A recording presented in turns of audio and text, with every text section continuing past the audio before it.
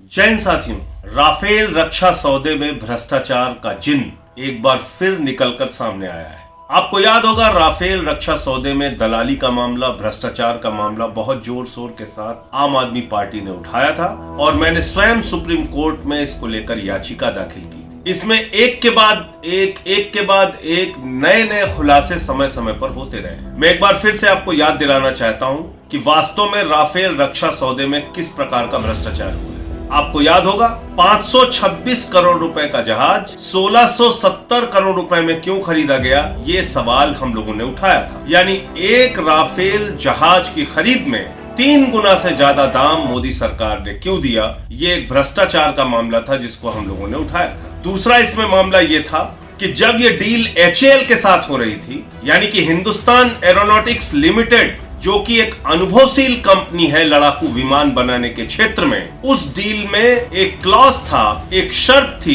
कि फ्रांस की company Dassault Bharat को यानी कि HAL कंपनी को टेक्नोलॉजी ट्रांसफर भी करेगी, यानी कि राफेल बनाने की तकनीक हिंदुस्तान को स्थानांतरित की जाएगी और हिंदुस्तान की HAL कंपनी भी राफेल बना सकेगी। यानी कि भारत राफेल लड़ाकू विमान बनाने के मामले में आत्मनिर्भर हो सकता था, खुद से बना सकता था। लेकिन ये टेक्नोलॉजी ट्रांसफर का भी क्लॉज मोदी सरकार की डील में हटा दिया गया। ये टेक्नोलॉजी ट्रांसफर का क्लॉज हटा के HAL कंपनी के साथ जो डील होनी थी, जो लगभग 98% फाइनल हो चुकी थी, और ये मैं नहीं कह रहा हूं, ये डेसॉल्ट कंपनी के CEO का बयान है। मार्च 2014 में, यानी कि मोदी सरकार बनने के पहले 2014 मार्च में फ्रांस कंपनी के डेसॉल्ट के CEO ने साफ तौर पे कहा था कि हमारी HAL के साथ डील 98% फाइनल हो चुकी है, अंतिम रूप में आ चुकी है और ये डील बिल्कुल फाइनल होने जा रही है। और इसी दौरान अचानक मोदी जी की सरकार आती है और मोदी जी की सरकार में 28 मार्च को अनिल अंबानी एक कंपनी बनाते हैं 2015 में, और उस कंपनी का नाम रखा जाता है रिलायंस डिफेंस लिमिटेड। और आपको जान के हैरानी होगी कि ये रिलायंस डिफेंस लिमिटेड जो कंपनी बनती है, इस अनिल अंबानी की कंपनी को लड़ाकू विमान बनाने का कोई अनुभव नहीं, साइकिल का नट बोल्ट बनाने का भी कोई अनुभव नहीं। 28 मार्च 2015 को यह कंपनी गठित होती है और 10 अप्रैल 2015 को इसको हजारों करोड़ रुपए की डील डेसॉल्ट के साथ पार्टनरशिप में मिल जाती है, जो नरेंद्र मोदी जी स्वयं जाकर जिस डील को फाइनल कराते हैं विदाउट एनी टेंडर, बगैर किसी टेंडर के, बगैर दूसरी कंपनियों को आमंत्रित किए हुए, बगैर लोगों के अनुभव की जांच करते हुए, अचानक बिना टेंडर के हमारे प्रधानमंत्री जी जाते हैं 10 अप्रैल 2015 को और इस डील को फाइनल करके चलते। और इसके बाद से लगातार ये सवाल उठता है कि भाई, जो 126 लड़ाकू विमान खरीदे जा रहे थे जितने पैसों में, उतने ही पैसों में 3 गुना ज्यादा दाम बढ़ा के 36 लड़ाकू विमान राफेल क्यों खरीदे जा रहे हैं। और ये भ्रष्टाचार का मामला जब उठा, एक अनुभवहीन कंपनी जिसको साइकिल का नट बोल्ट बनाने का भी अनुभव नहीं था, उस अंबानी की कंपनी को, अनिल अंबानी की कंपनी को जब ये डील दी गई, उसके बाद पूरे देश में हड़कंप मचा। सुप्रीम कोर्ट हम लोग पहुंचे और सुप्रीम कोर्ट में जाकर जब याचिका दाखिल की, उसमें जो फैसला माननीय सर्वोच्च न्यायालय ने दिया, यानी हमारे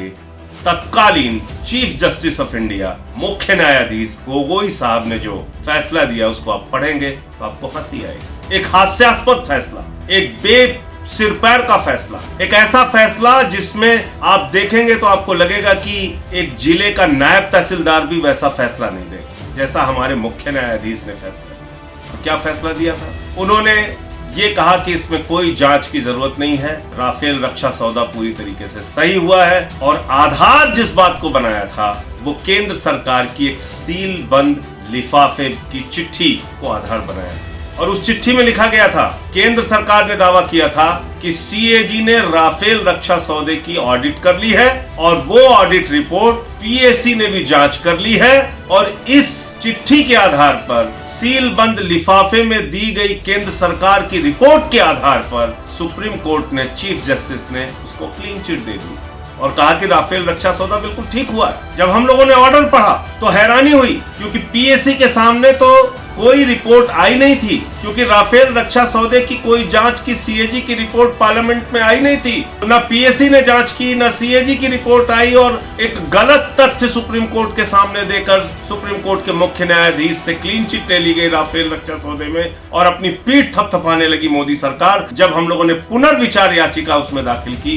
तो ये कहा गया कि साहब हमने लिखने में थोड़ा गलती कर दी थी, आपको थोड़ा समझने में गलती हो गई, ग्रामर का मिस्टेक हो गया। हमने ये कहा था, आपने ये समझ लिया, हम तो प्रोसीजर आपको समझा रहे थे कि सीएजी की रिपोर्ट पीएसी के सामने जाती है, आपने समझ लिया कि वो चली गई, उसकी जांच हो गई। ऐसा एक मजाक भरा फैसला सुप्रीम कोर्ट से केंद्र सरकार ने झूठे गलत तथ्य देके, शपथ पत्र देके हासिल किया, जिसको आज तक भारतीय जनता पार्टी के लोग अपनी पीठ थपथपाते हैं और कहते हैं सुप्रीम कोर्ट से क्लीन चिट, सुप्रीम कोर्ट से। अरे सुप्रीम कोर्ट से जो क्लीन चिट तुम्हें मिली वो एक झूठे तथ्य के आधार पे, झूठे बयान के आधार पे एक गलत बात बोलकर। अब आ जाते हैं इसमें और जो बीच बीच में खुलासे हुए। इसमें एक खुलासा और ये हुआ कि जो उस समय के फ्रांस के राष्ट्रपति थे ओलांद, उनकी एक गर्लफ्रेंड थी जूली, और उस जूली की एक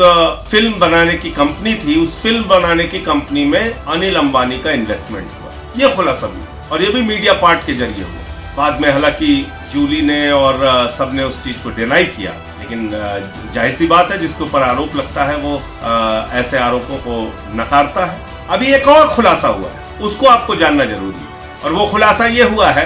कि 2012 के दौरान, यानी जब यूपीए सरकार थी, कांग्रेस की सरकार इस देश में थी, उस वक्त सुसेन गुप्ता नाम के एक व्यक्ति को 65 करोड़ रुपए की रिश्वत दी गई राफेल डील कराने की। सुसेन गुप्ता कौन व्यक्ति है? सुसेन गुप्ता वही व्यक्ति है जिसका नाम ऑगस्टा वेस्टलैंड की डील में रिश्वत खाने के मामले में आया था और जिसमें उसको जेल हुई। अब ये कमीशन वाली खबर, रिश्वत वाली खबर, राफेल डील में भ्रष्टाचार वाली खबर, मीडिया पार्ट फ्रांस की खोजी पत्रकारिता की एक जो मैगजीन है, जो एक न्यूज एजेंसी है, उसने जब सामने किया तो क्या लिखा, क्या बताया, क्या जानकारी दी कि 2018 अक्टूबर महीने में मॉरिशस के जो अधिकारी हैं उन्होंने इस कमीशन खोरी से संबंधित दस्तावेज, यानी कि सुसेन गुप्ता के रिश्वतखोरी से संबंधित दस्तावेज हिंदुस्तान की सबसे बड़ी जांच एजेंसी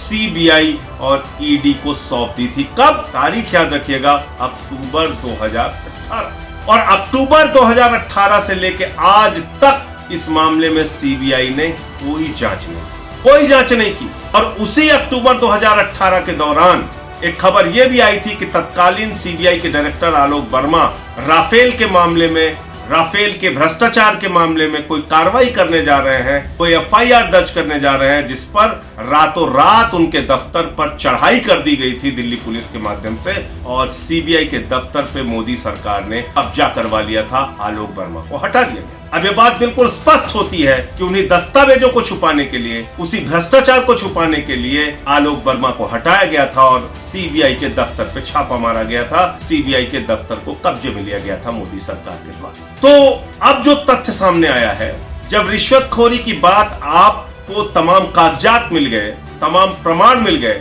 65 करोड़ रुपए की रिश्वत का सुसेन गुप्ता से संबंधित कागजात आपको मॉरिशस के अधिकारियों के द्वारा हिंदुस्तान की सीबीआई और ईडी को मिल गया, उस पर अब तक क्या जांच हुई, क्या कार्रवाई हुई? भ्रष्टाचार के आरोप कांग्रेस पे भी लग गया, भ्रष्टाचार का आरोप बीजेपी पे भी लग गया, मोदी सरकार पे भी लग गया, 3 गुना ज्यादा दाम में राफेल रक्षा विमान खरीदा गया, और एक अनुभवहीन कंपनी एचएएल की जगह एक अनुभवहीन कंपनी रिलायंस डिफेंस लिमिटेड, जो 12 दिन पहले पुरानी बनी हुई कंपनी थी, उसके साथ ये डील कराई गई। इतने सारे प्रमाण मिलने के बावजूद क्या अभी भी कोई शक की गुंजाइश बचती है कि राफेल में भ्रष्टाचार नहीं हुआ, कि रक्षा सौदे में मोदी सरकार ने दलाली नहीं खाई? अभी भी अगर जरा सी भी शर्म बाकी है, इसमें 2 चीजें करने की आवश्यकता है। एक तो माननीय सर्वोच्च न्यायालय के आदेश पर फिर से पुनर्विचार होना चाहिए, और वो एक गलत तथ्य के आधार पर दिया गया फैसला है, जिसकी समीक्षा करके माननीय सर्वोच्च न्यायालय से